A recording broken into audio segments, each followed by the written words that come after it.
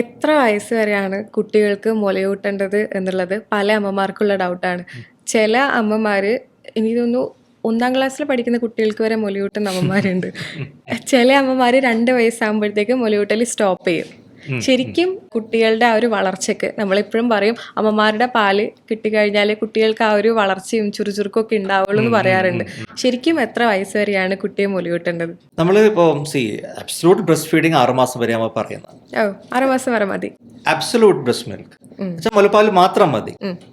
അത് കഴിഞ്ഞ് നമ്മൾ 6 മാസം കഴിഞ്ഞാലും അതേ ഫ്ലോയിൽ തന്നെ മുലപ്പാൽ കണ്ടിന്യൂ ചെയ്യണം. ഒപ്പം തന്നെ കുഞ്ഞിന് ഫുഡ് നമ്മൾ സ്റ്റാർട്ട് ചെയ്യണം, വീനിങ്.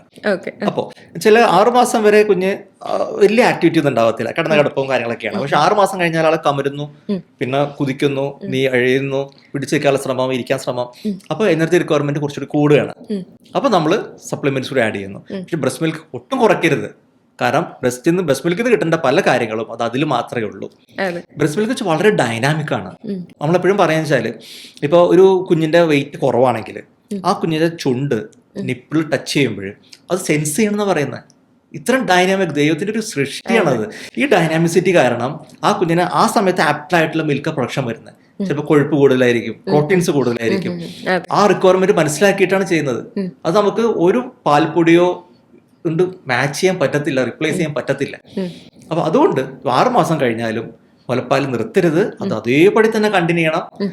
അതുകൂടാതെ തന്നെ ഈ അതിൽ നിന്ന് കിട്ടേണ്ട ഒരുപാട് കാര്യങ്ങൾ അത് മുലപ്പാലിൽ മാത്രമേ ഉള്ളൂ. എത്ര വയസ്സ് വരെ കണ്ടിന്യൂ ചെയ്യണം? നമ്മൾ സാധാരണ പറയുന്നത് 2 വയസ്സ് മിനിമം കൊടുക്കുക എന്നുള്ളതാണ്. 1 വയസ്സ് വരെ നല്ലപോലെ കണ്ടിന്യൂ ചെയ്യണം.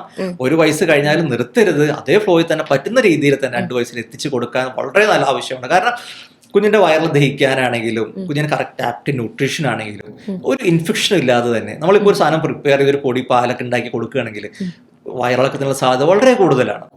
ആ സമയം ബ്രസ്റ്റ് മിൽക്ക് ആണെങ്കിൽ നമുക്ക് എവിടെ യാത്രയിലാണെങ്കിലും ഇപ്പൊ എല്ലായിടത്തും ബ്രസ്റ്റ് ഫീഡിങ് റൂംസ് ഉണ്ട്, നമുക്ക് അതിനൊരു പ്രൈവസി ഉണ്ട്, സ്വകാര്യത കിട്ടി നമുക്ക് കുഞ്ഞിന് എപ്പോഴും പാൽ കൊടുക്കാം.